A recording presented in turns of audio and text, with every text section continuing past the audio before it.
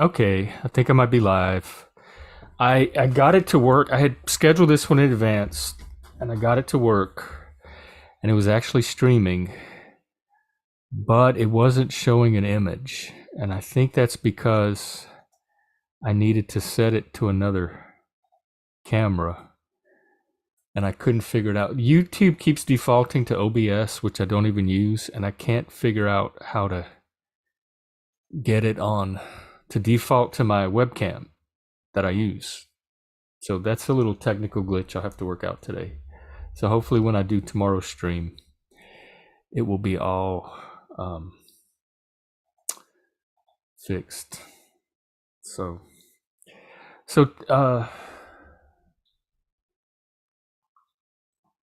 today, what I thought I'd do as a topic, because I talk about giftedness a lot. It was a really influential community on my life and my development. I thought I would go. I'm trying to do 5 things at once in my head. So let me back up. What I thought I'd do is talk a little bit about my experience with giftedness and then share some insights and notes from a few of my mentors at the gifted program that I went to.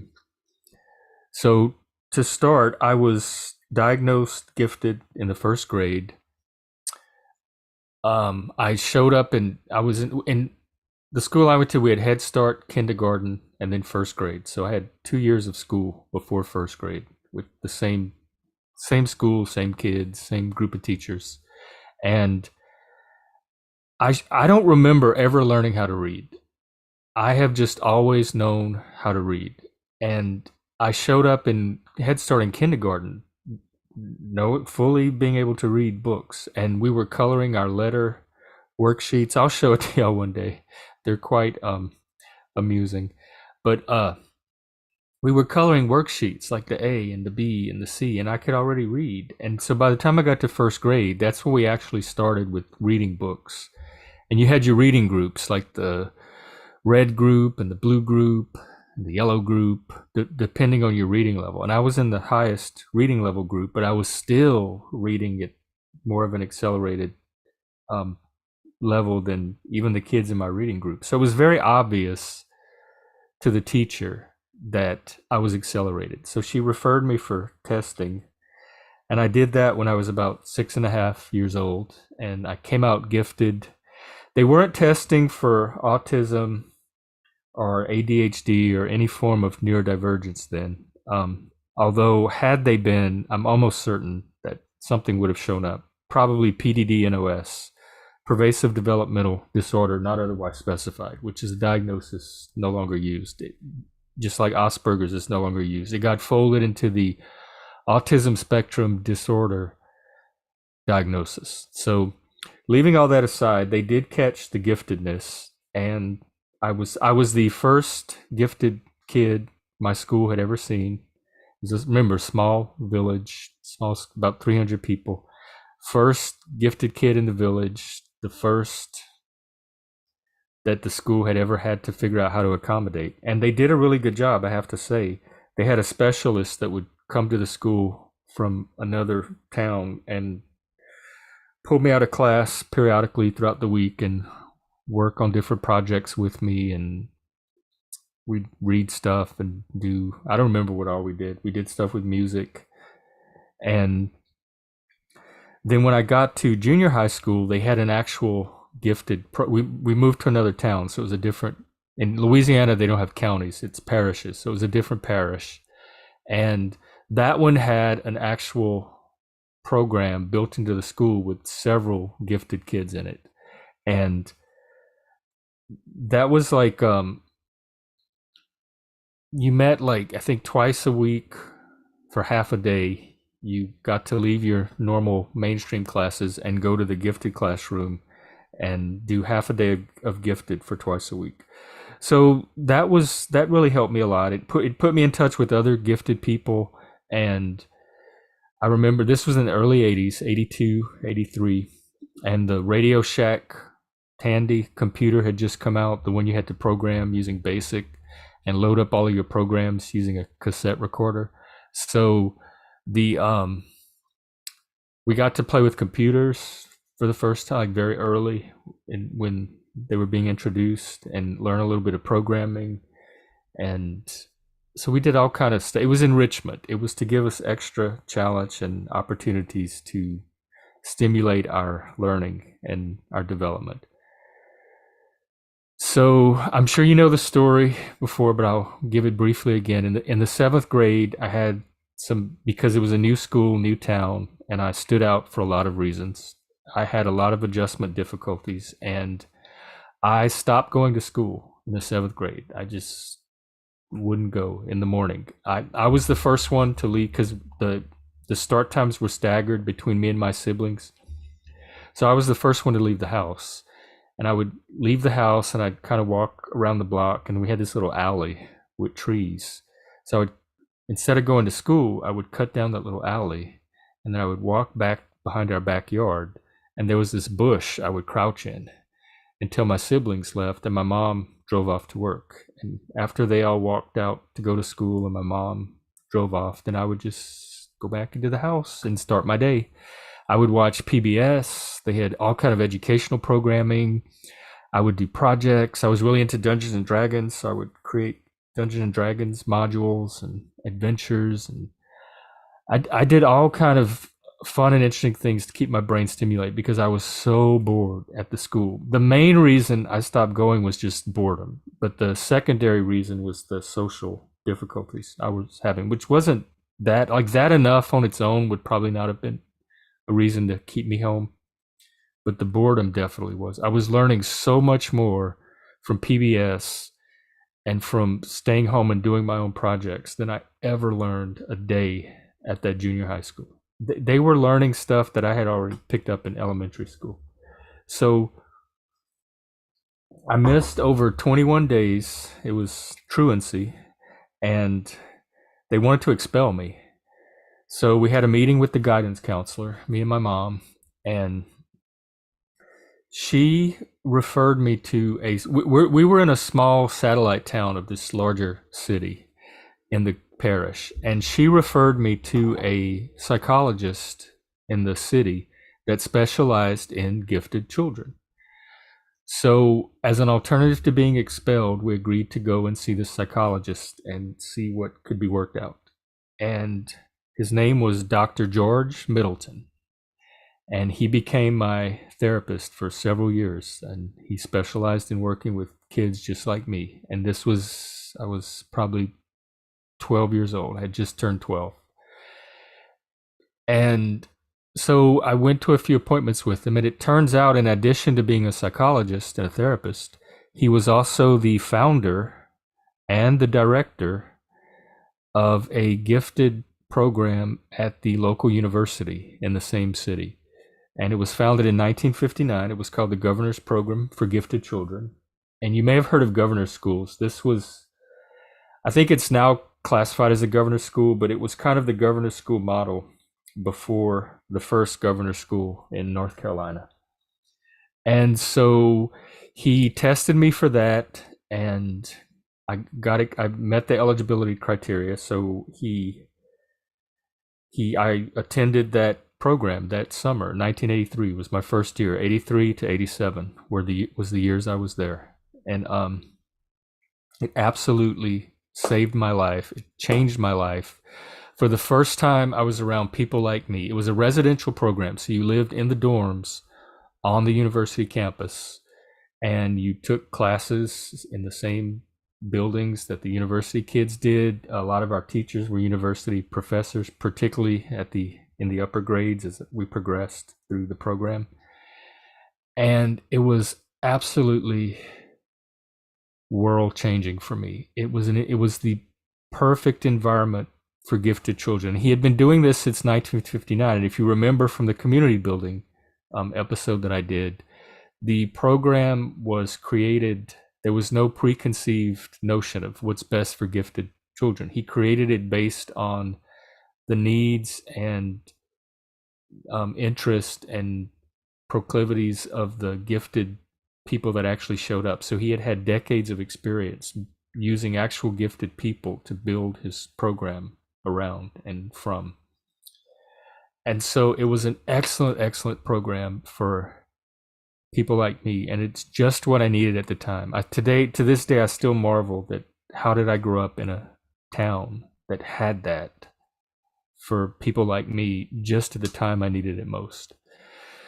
So Dr. Middleton was really an amazing person. He was a personal mentor. He was my therapist. He was the director of the gifted program. Uncle Mitty. Everybody called him Uncle Mitty. That was his name for us.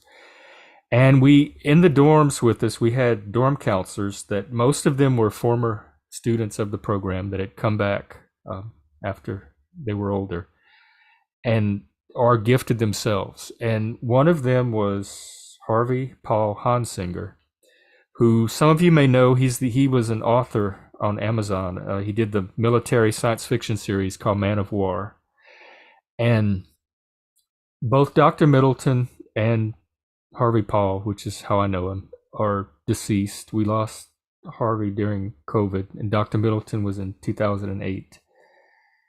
And I had many, many mentors at this program, and I had gifted peers my age, but I had older gifted teachers and professors and staff that provided like the mentoring that you get from elders.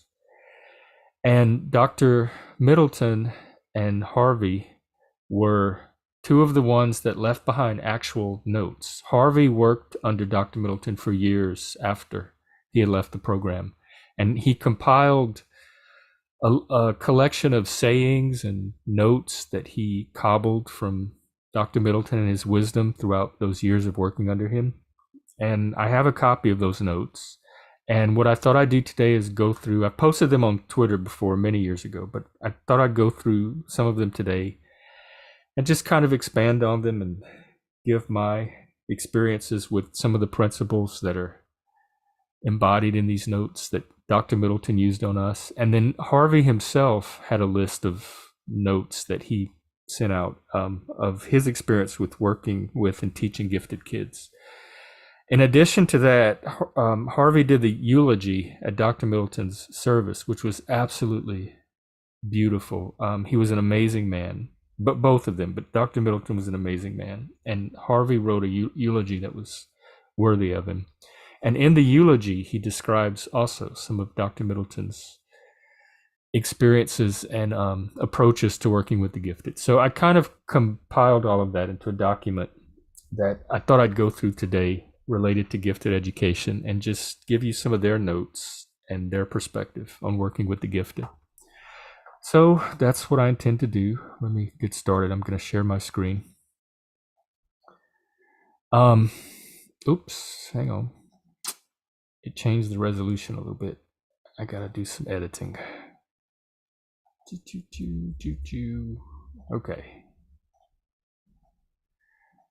Okay, this first one, and these initial ones are all quotes from Dr. Middleton that Harvey transcribed from working under him. This one in particular, well, I'll read it first. Teachers and counselors like the students who are pleasant, well-adjusted, and compliant. I like them too, but they aren't the ones who need this program the most. The uncooperative, poorly adjusted ones, the ones everybody wants to send home, are the ones who most need to be here. If we send a student home, we make it impossible for us to help him anymore. This one right here is perhaps one of the ones that saved me the most. I don't ever get this. I'm always the not well-adjusted, uncompliant, uncooperative, poorly adjusted one that everybody wants to send home. I'm constantly getting kicked out of groups or ostracized or scapegoated or having to leave groups on my own as an adult. I've learned to take myself out of situations ahead of time. I am this kid. And for the first time in my life, I had somebody that believed in me, believed in my potential, and was willing to demonstrate that by not giving up on me and providing an environment where I could thrive and shine. And the fact that, and believe me, there were times he wanted to. And I think having him as a therapist throughout the year where we could work individually on some of the issues helped as well. But this is who he created the program for. And these are the kids that he stood by. And having somebody like him in our corner that supported us and didn't give up on us probably helped me, or was one of the things that helped me more than anything else he's done. Here's a quote on creativity. Creativity is wonderful, but it is often overvalued. Creative people have great ideas, but it is the people who have high convergent thinking and good organizational skills who get things done. People who are both creative divergent and organizational convergent are worth their weight in gold. And divergent thinking is kind of ability to think outside of the box, and your mind goes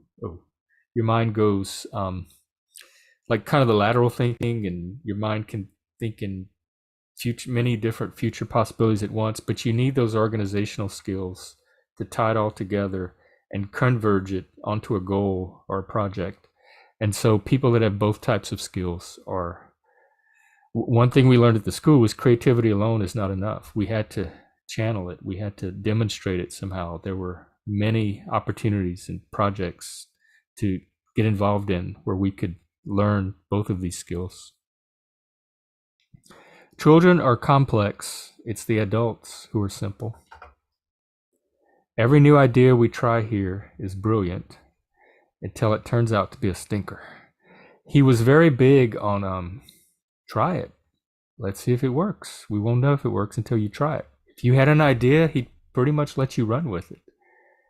There was no... Sometimes people have a way of like talking people out of things or trying to bring the idea down to earth or dismiss it or find reasons, like the naysayers, find reasons not to try it. Not Dr. Middleton.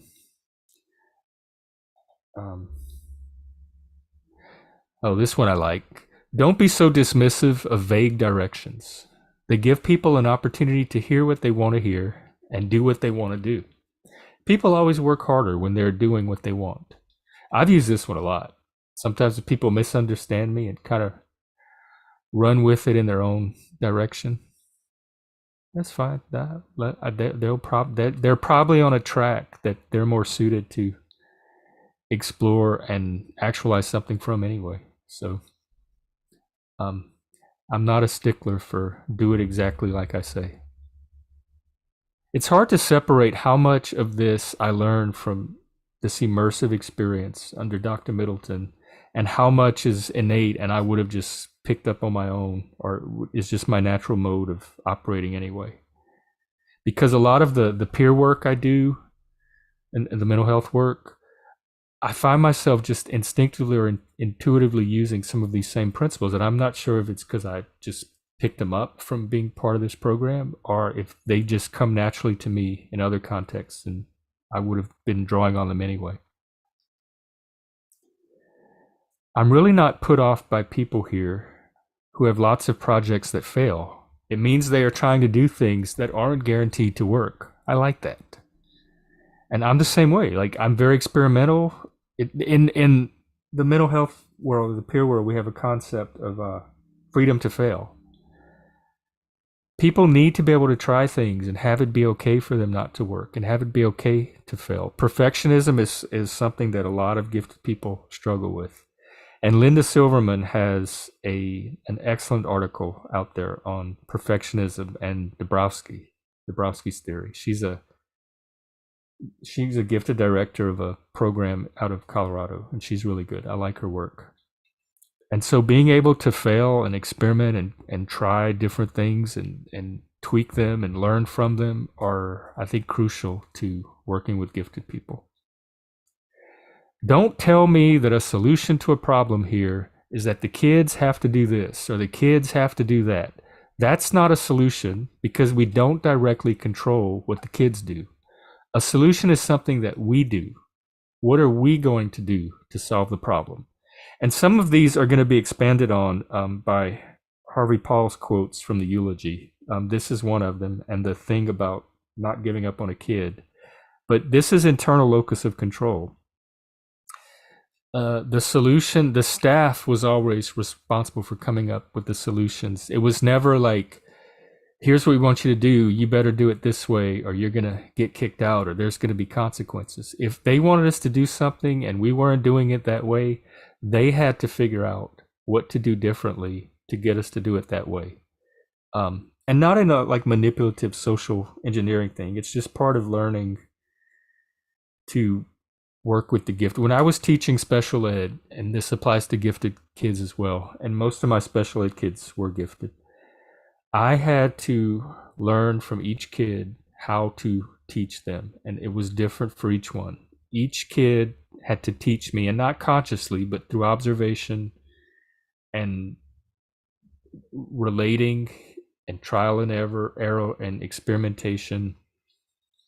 I had to learn the learning pattern of each kid and allow that kid to build enough trust with me to kind of be natural enough to allow me to see that and learn that pattern. And so some of this is just working with the gifted. Like they're not a population you can really control and direct. You have to kind of be creative about how you go about getting them to do what you want them to do. I really wish people wouldn't come to me with problems and ask me to solve them. What I want is for people to come to me with proposed solutions that they need my help working out or my authority to put into place. If you are the person nearest the problem, you're probably the person who has the clearest idea of what a good solution might be, or at least you have an idea that is a good start for finding the solution. This one kind of speaks to itself, but I've always used that too. Like I'd much rather, I am a problem solver. I love to creative problem solve, but if you're the one that's seeing the problem and I'm not, you're the starting point for that solution. Like you're going to be the one I'm going to turn to and draw on for a solution. You're the best resource in this situation. And so if you have ideas of how, like, that's the first thing I'm going to ask. Well, what do you think we should do? What are your ideas about how we should solve this problem? Oh, I love this one. My job here isn't really to administer this thing. I'm here to protect the vision from a world that spends almost every day trying to kill it. And this is true for gifted people in general. It's the tall poppy syndrome. A lot of people that are not gifted, they don't really like us, that, or not necessarily they don't like us, but we can be a nuisance or a challenge or a handful, and it's easier to kind of try to cut us down to their size or restrain or diminish our intensity, our energy, drive, enthusiasm as much as they can, rather than to support it and help us to use those qualities to thrive and actualize our giftedness.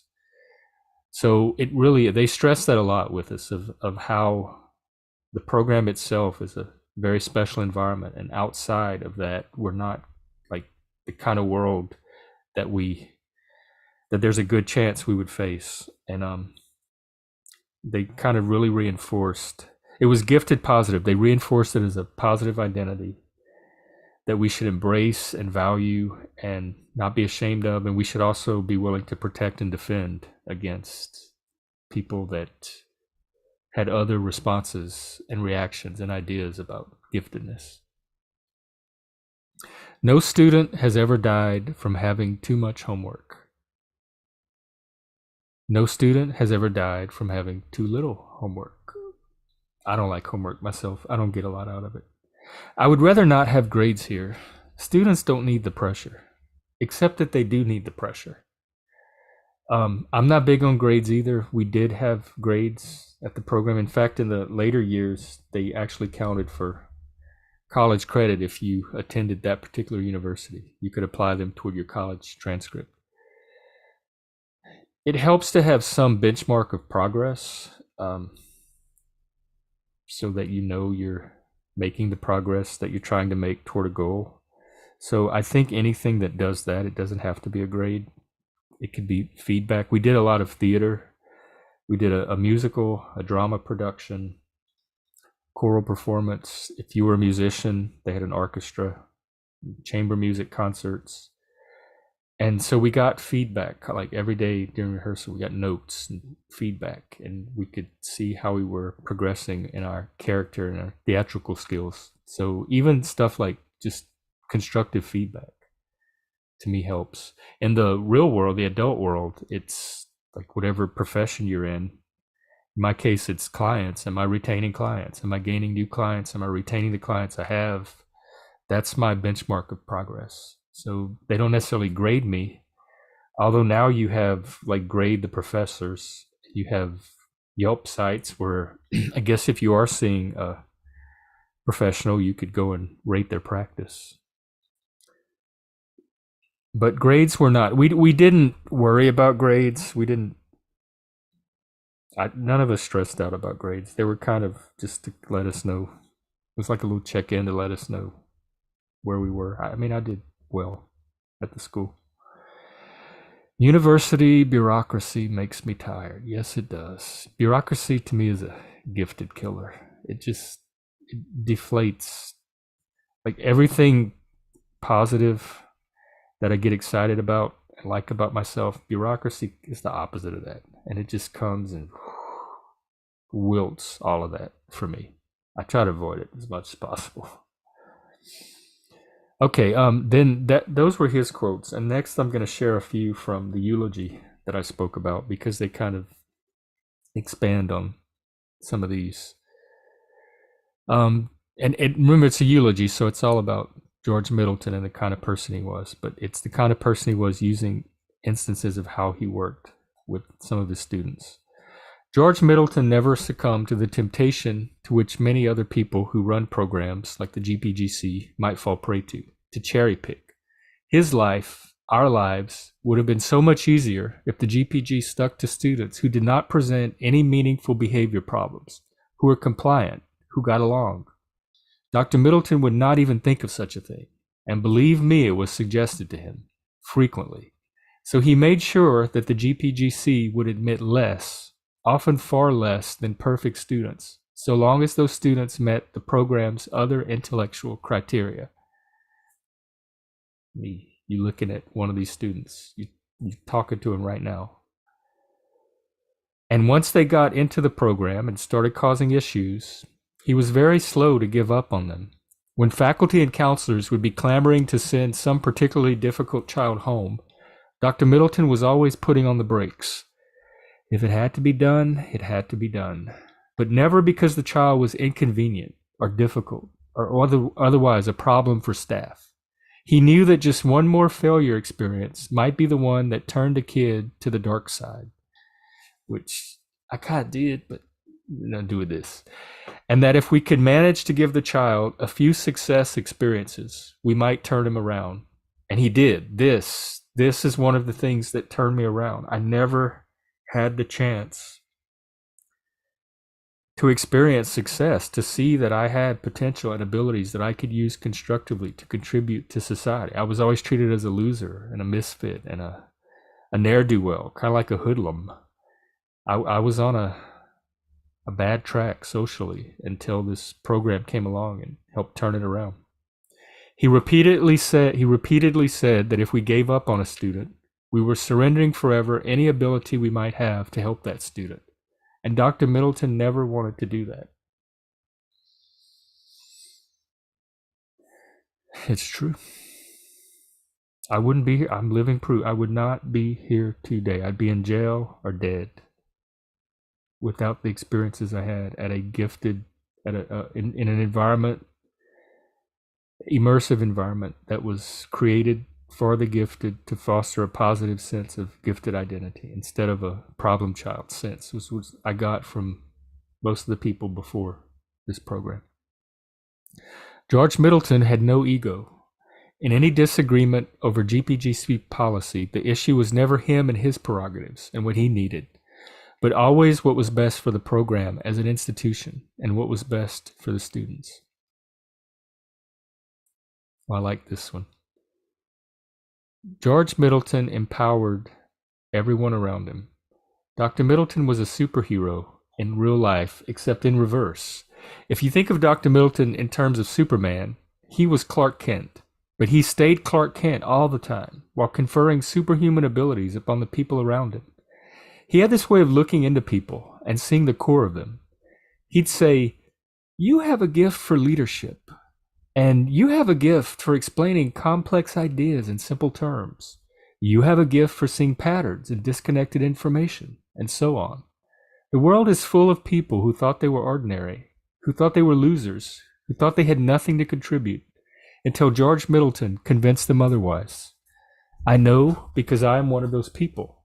He believed in me when no one else did, and when I had stopped believing in myself. And this kind of ties into what I've been talking to the past few episodes, which is the power of community and of healthy support. And I think I've kind of figured out a direction for these solo live streams. I still want to have guests when possible, but the solo ones, I think I'm going to pick different topics and kind of do what I'm doing and draw from my own experiences around that topic. And I'm much better at kind of an autobiographical approach and giving my history and my experience with something. So this today is an attempt to kind of do that and give my experiences with what he's describing in these quotes. George Middleton understood that everyone, let me bump this one down. George Middleton understood that everyone has strengths and weaknesses, and he always tried to play to people's strengths while being understanding of their weaknesses. I use in my work what's called a strengths-based approach, and that's exactly what I do. I focus on what a person can do, not all the things that are wrong with them or the things they can't do. And it's kind of validating to read that he had the same approach. I don't know that I consciously learned it from him, at least not explicitly, but it's definitely the approach I take today with the people I work with.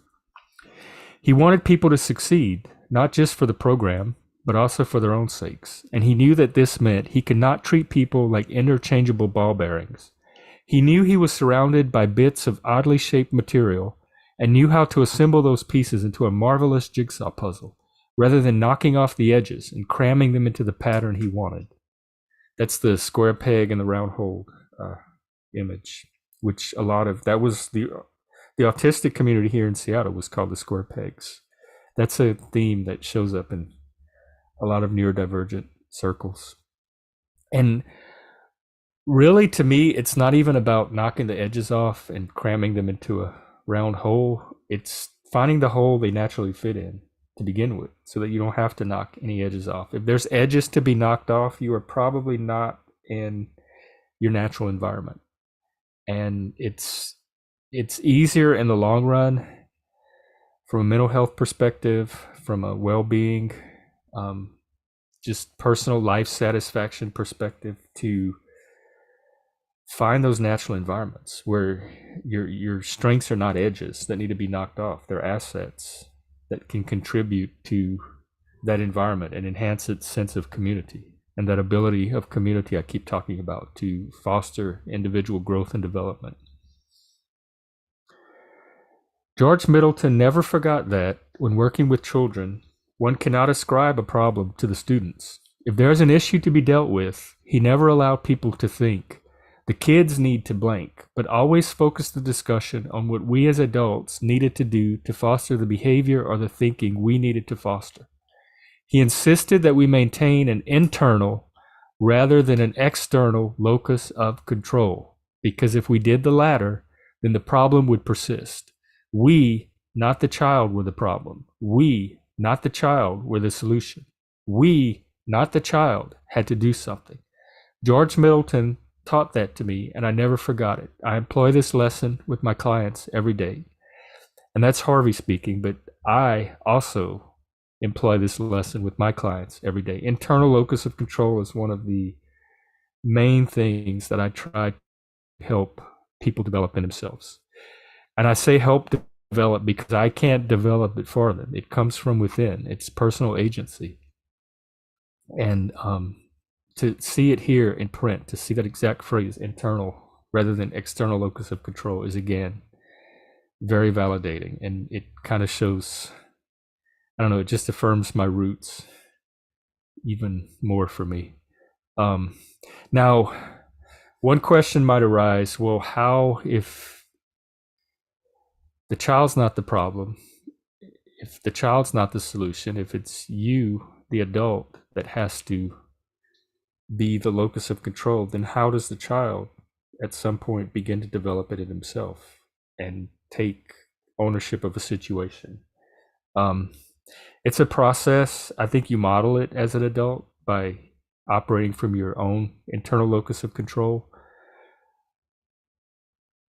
But you can also find opportunity, like any opportunity for a child to take agency. And they were very big on us having our own personal agency. I think I mentioned that we were governing. We had our own, it was not a top-down structure. We had our own student government that we ran and elected each other to offices and made the rules. And now the academic stuff, Dr. Middleton took charge of, but the student life and dorm life and the larger program in general, that was all determined by the student government. If we had projects or ideas, we were put in charge. Run with it. That's your project. See it through. So we were given many opportunities to use our own agency and draw on our inner resources to accomplish our concepts and ideas. And so there are ways to develop, and I think some of it's innate too, like just an innate sense of resiliency. But it's not like we were all problem children and we were innocent of any culpability, and the adults were responsible for everything we did. So I don't want you to get that impression from this. They definitely did foster sense of personal responsibility and agency. One of our slogan is the Latin phrase. I should Google it because I never remember it, but it's on all of our t-shirts. It's that to him whom I got to get this quote. To him whom much is given, much is required. And it's a Latin quote. That was our motto, or one of our mottos, for the program. So well, damn it, I can't find that Latin version. But anyway,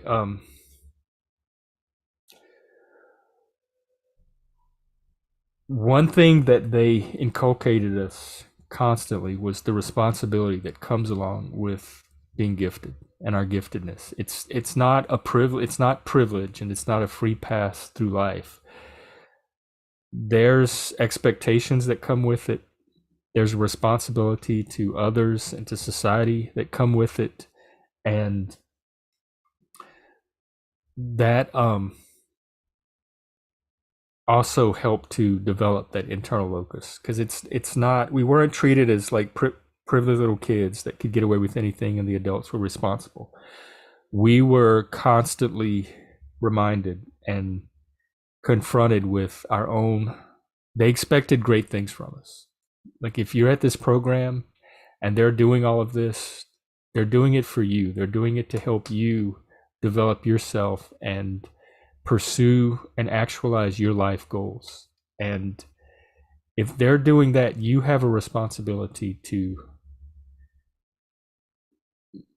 be worthy of that and meet that effort that they're putting into you and make it not be for naught. So I've always carried this heavy,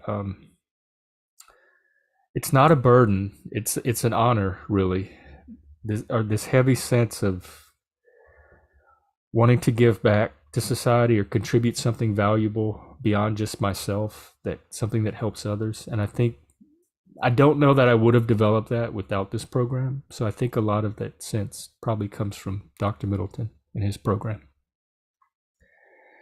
Okay, now the next quotes are from Harvey himself. He sent out a few notes about his experiences teaching gifted children, and it's probably some more concrete, practical type advice. My impression was that only one teacher in 3 or 4 really gets what level to hit and how fast to go. Gifties, that's what we called ourselves. Gifties really eat it up when you give it to them really fast and at a high level. So as long as you're ready to jump back instantaneously to cover the huge gaps that will appear because of their young age, inexperience, and lack of academic background. Example, you'll assume that the kids know that the Byzantine Empire's collapse in 1453 caused a flood of highly educated Greek speakers to pour into Western Europe, helping to fuel the Renaissance, only to learn that your students have hardly heard of the Byzantine Empire. The last bit is very important, as the gaps cause very high frustration levels to develop very quickly, and the students get turned off with regard to your whole class. Make it challenging and exciting, but without making them smack into brick walls is the key. Harvey was my debate coach. He's who I learned debate from. I took 1 year of debate. It was like the old-timey debate where you went to the library with your index cards and you did research and you made notes, and then you got up there on a podium and formally debated. But he anything, it's the only debate experience I have, except for recently on YouTube. And so any debate skills I have at all come from this guy right here. And so yes, this is true, especially with gifted kids. Like gifted adults are better at understanding the gaps and filling in the gaps, and they have that broader historical perspective by the time they reach adulthood. But for gifted kids, this is very important because we get excited about the stuff we're interested in, and we sometimes miss a lot of the context around those narrow focuses of interest. And so being able to give us the interest stuff really, really fast at the pace and level that we crave and that we need to learn, because something has to be at a certain speed for me to even learn it. If it's presented too slowly or too bite-sized or piece by piece, my brain's gonna lose interest quick and not learn it as fast. So it has to come at me at that warp speed, he calls it. And so as long as you're able to give it to us like that, but then when you realize that we're in a kind of a blind spot or gap area, to fill in that gap for us or help us to fill it in or point us to the resources to fill it in, at least identify it for us. And then you can switch back to the accelerated learning style approach. And this kind of expands on it. Keep them driving 200 miles an hour. Yes, but watch very closely to keep them from hitting any obstacle that they can't get around. That's the key. I would notice that a student was having trouble with one element of the course, and I would meet with that student separately, usually at the library, and work with him or her through the problem before the frustration level got too high.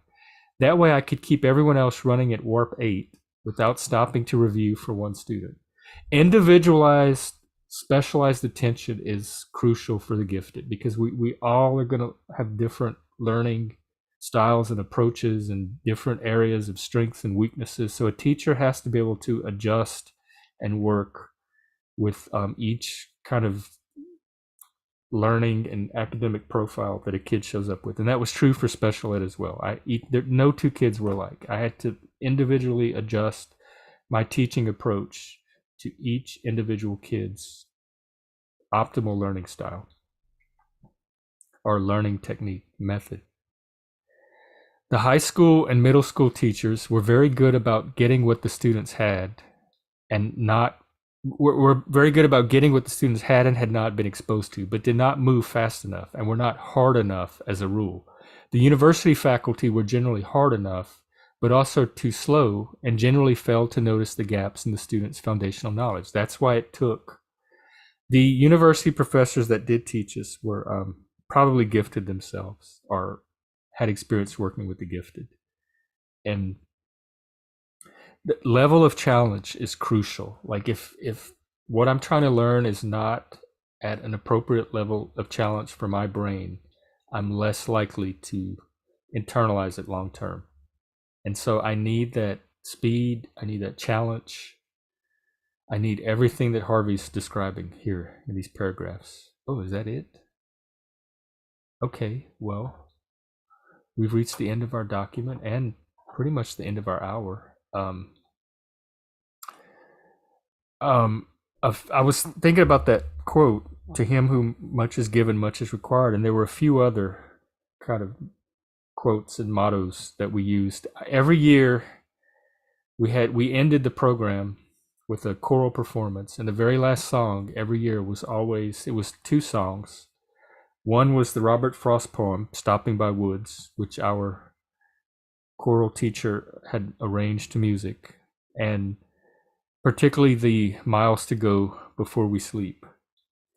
And our literary journal that we had was called Miles to Go. So Miles to Go and Stopping by Woods was another kind of very, I guess, a meme that was very resonant with us. And then the other one was then after the Stopping by Woods song, the whole choral performance would end on a rendition of The Impossible Dream from Man of La Mancha, and everybody that had ever attended the program in the past was invited to come on stage and participate.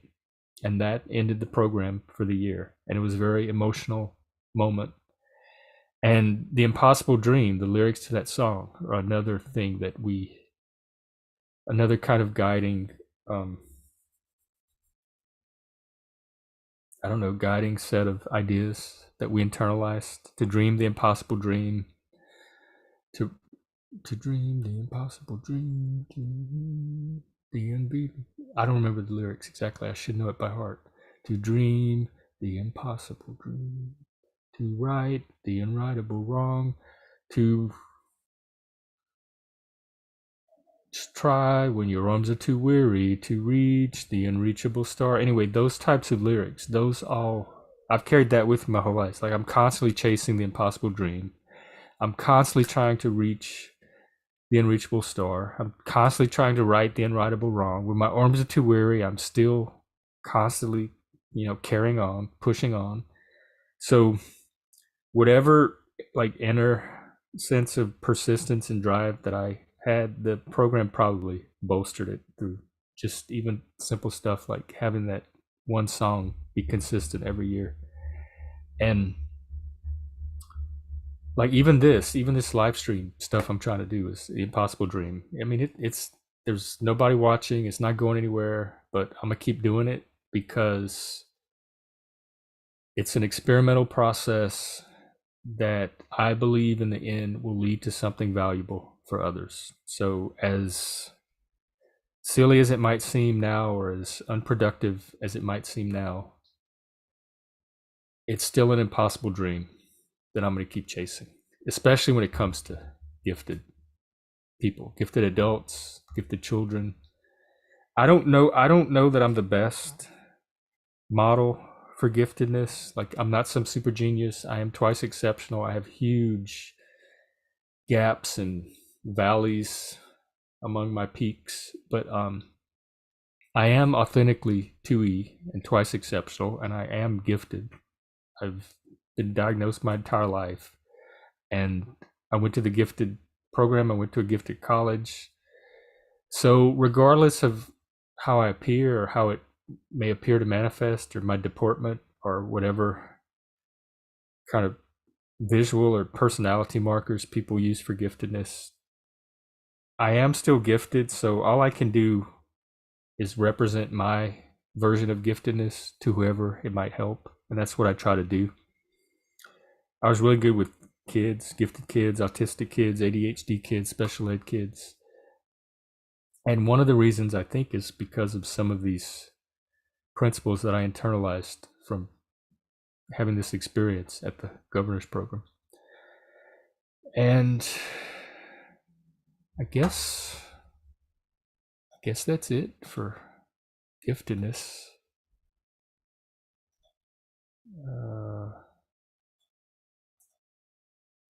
I'm just checking Twitter. I'm not sure what the topic's going to be tomorrow. I've started keeping a list of ideas as they come to me, so let me check it.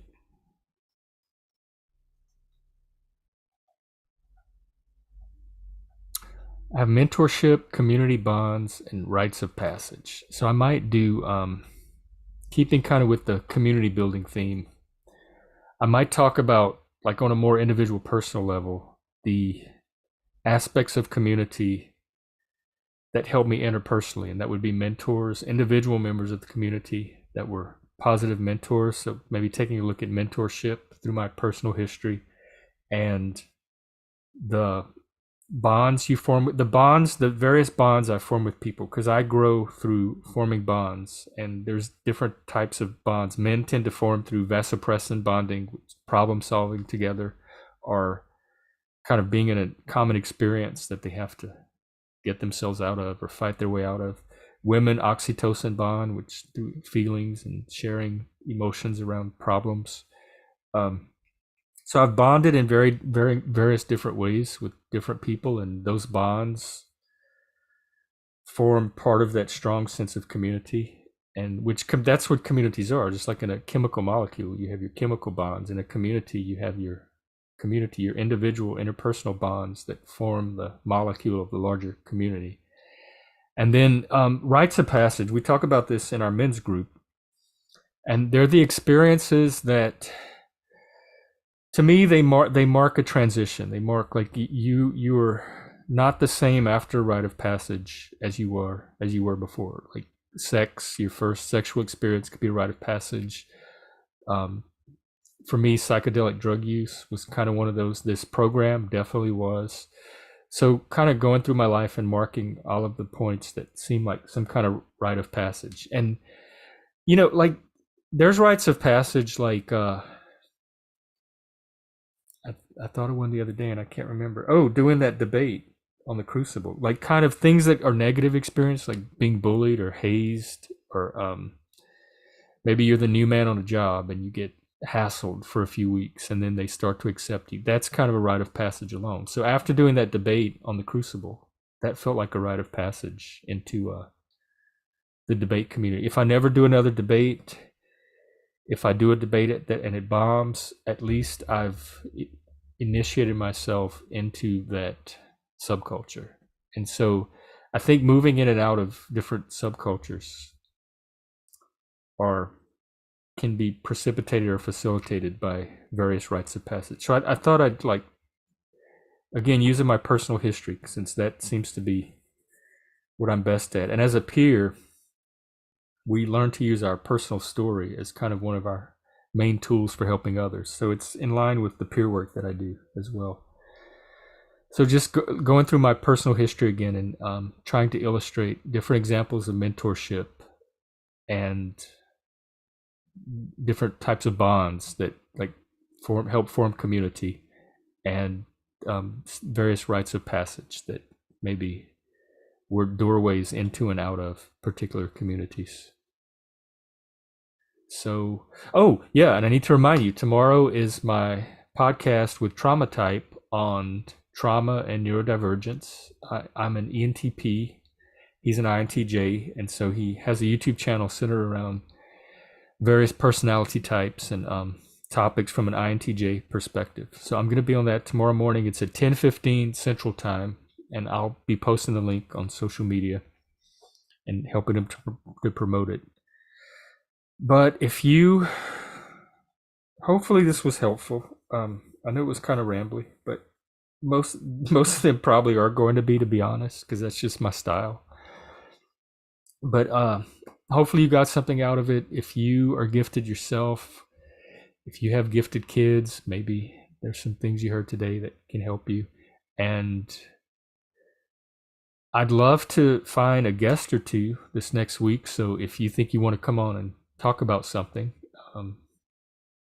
I personally think I'm a lot better at dialogue and conversation than these hour-long monologues I've been doing. So maybe we could get a conversation going about a topic, or you can come on and tell your story. I love to hear other people's stories. I get so absorbed in stories and hearing how life is for other people. So I'd love to have you on if you want to come and chat about whatever's on your mind. And maybe I can fill up an hour going through Twitter. Let me figure out what screen to share.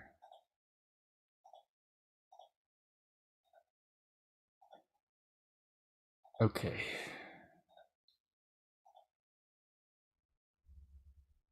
All right, let's just rhinoceros. Oh, Ionesco. Yeah. Maybe rhino. James Lindsay, Marxism is a theology and its religion is communism. I think it has, depending on how you define religion, I definitely think there are parallels. Because one of the ooh, what is that? Butterfly eggs. Wow. Oh wow. These little stars. They're so perfectly lined up too. Did they all come out? Did he have to, or she? I guess it's a she. Did she have to? Or at this day and age, I shouldn't assume. Did they have to individually deposit each egg in that pattern on this leaf? Wow, that's fascinating. But going back to the religion thing, the thought is kind of like with the decline of religion, people are searching for something else to provide meaning for their lives, and that social justice ideology happens to be that thing. And that's why people are so vulnerable to it, because of the void left from not having a religion. Thank goodness I have one now. Okay, the Cajun Pagan.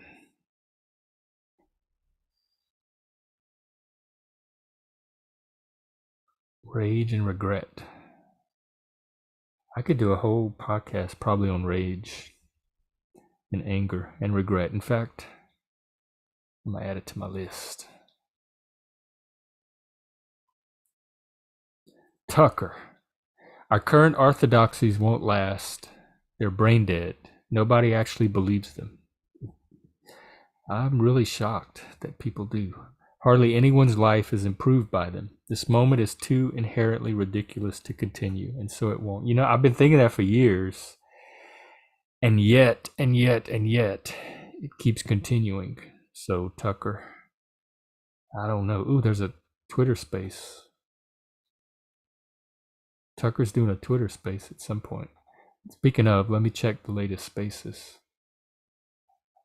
so I could tell you.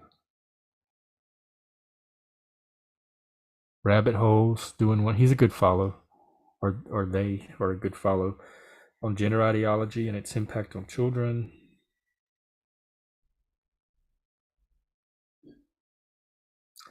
Gays Against Groomers is doing one. 7 p.m. Ooh, I can maybe make that one. What time zone? Is it happening now?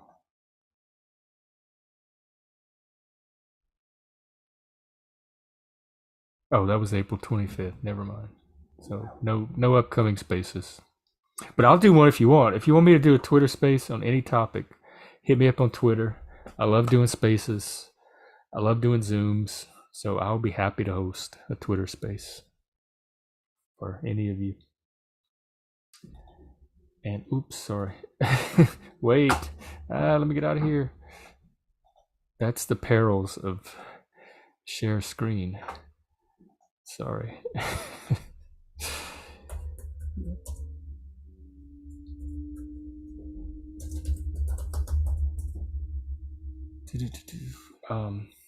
Okay, I have a couple more minutes to wind it up, so no commenters today. Otherwise, I'd be curious what's on your mind. I think I'm starting to get it. My voice sounds, it's wearing out. I think I'm feeling sinusy or maybe a little rhinovirus. I hope it's not the corona.